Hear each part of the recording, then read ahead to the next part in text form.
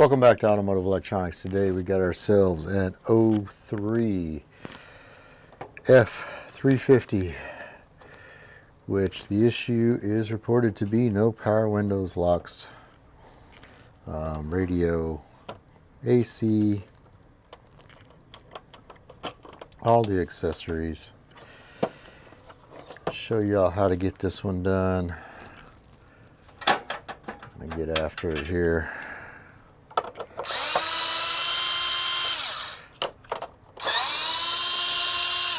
This is one of the easier Fords to get apart. Got a bunch of T15s.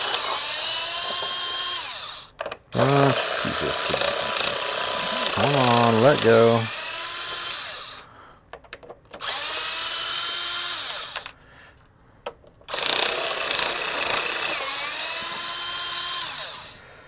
T15's out, this off, unplug the odometer display, and she comes right off. Alright, let's see what we can find. Okay, what you're looking at here is, if it's not the problem, it is definitely one of the problems. See all this cracking around the edges here? That's definitely could be a problem.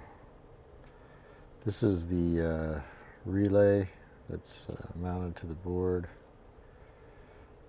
where the pins come through the back side of the board. Got a little bit of minor cracking on that one. Oh, that one looks like she's just damn near turned loose.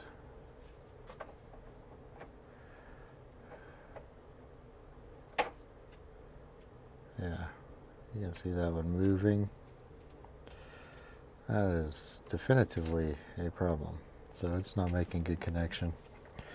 Let's go ahead and look at the header pins. So we're a little bit, maybe a little bit too zoomed in for this. Yeah, I gotta find them. Oh, here we go. This is the connector pins I'm looking at here. That was one row, bottom row.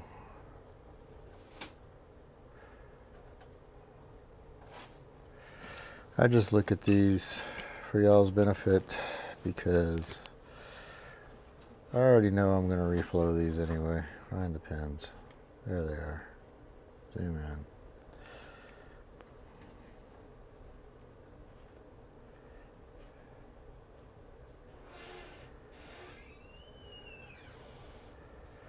Not in the best shape, not in the worst shape.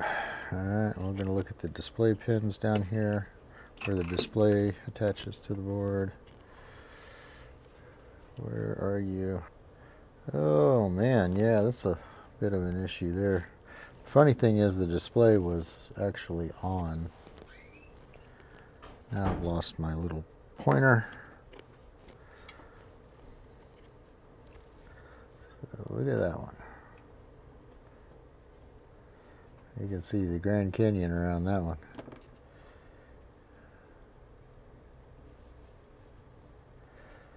So pretty obvious we got some solder cracking going on here. So usually it's the back side of the board here that is the problem with these. And this is the area where we identified a couple of pins cracking.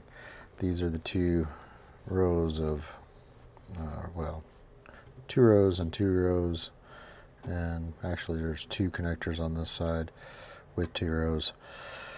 And these are the display pins down here. Those are all issues that this cluster has from one time to another. Sooner or later, if it doesn't get into the boneyard first, we'll get under the microscope and do a couple for you so you can see the process up close and personal. There's 2 ways of going about this. Well, there's only one really good way of going about this. Some people like to say you can come in here and heat this up with your soldering iron.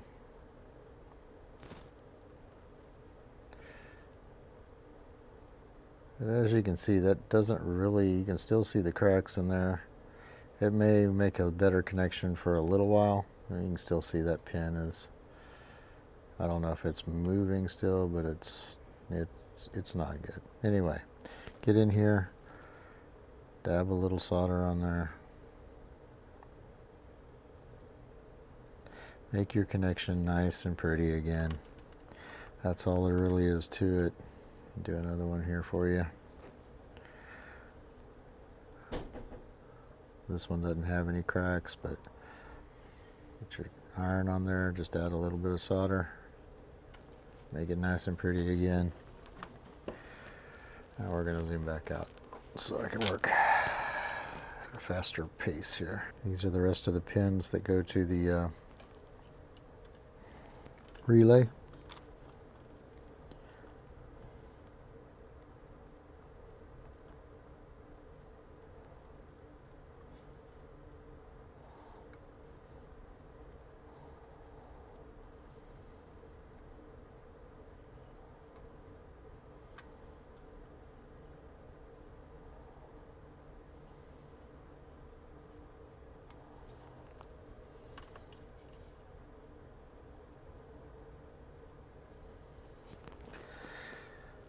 That likely is going to solve his problem right there. I'm going to get a little proactive here, and I can get enough length on my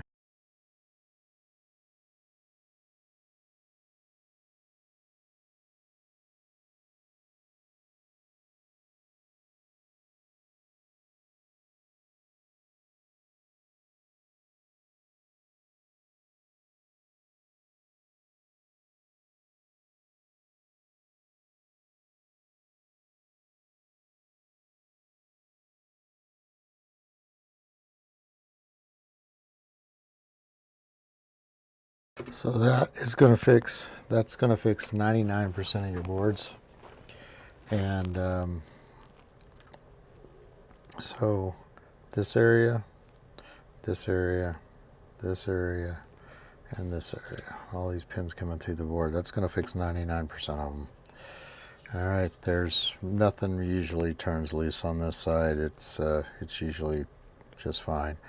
On a rare occasion, you'll see somebody having to resolder one of these microprocessors again, and we usually do that with hot air, just because it's quicker and it's not very cost effective to spend hours on this thing. So here's how we would do it with the hot air.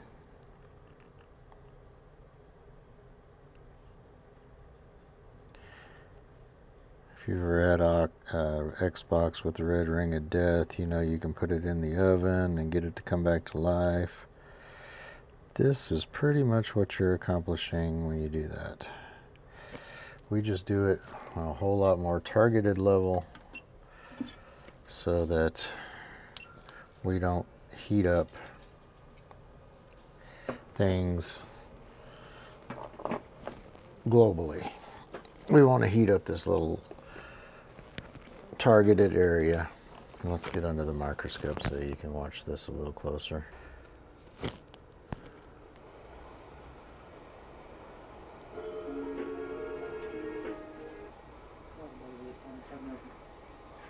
Yes, sir. I've got a 2003 Chevy Silverado 1500.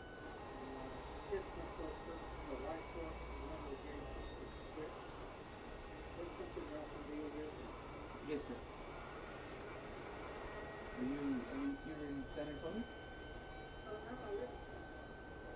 Okay. You need a ship it down? Yes, 10 o'clock.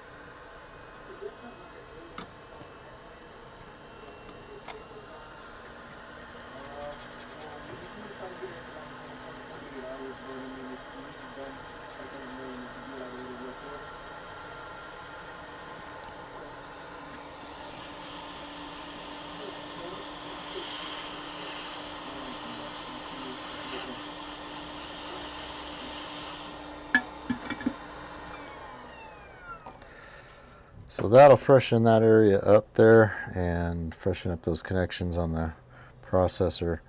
We've got this is the relay that we were soldering on the back, and the plugs that we were soldering on the back, and then this display connector here that we were soldering again on the back. Okay, time to get it back together. All you got to do, press your board on. You got to lift up this thing. You can't just like push it on like this, because you got a plunger on the other side, and that kind of holds it off the surface and it won't let it seat. As soon as you get it on there though, you're good. So just make sure you're seated down on on this. Screws back in it.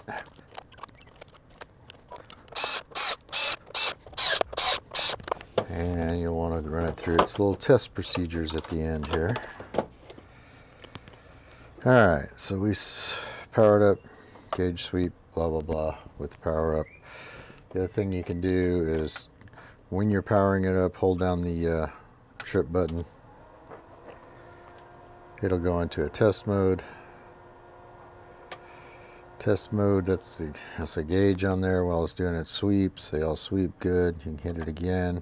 It'll display all the segments of the odometer, so you can see if you're missing any segments. Next one is all the bulbs, so you can see if all your bulbs are lit. We've already tested these bulbs. And then next one is like software versions and all kinds of stuff that's in there.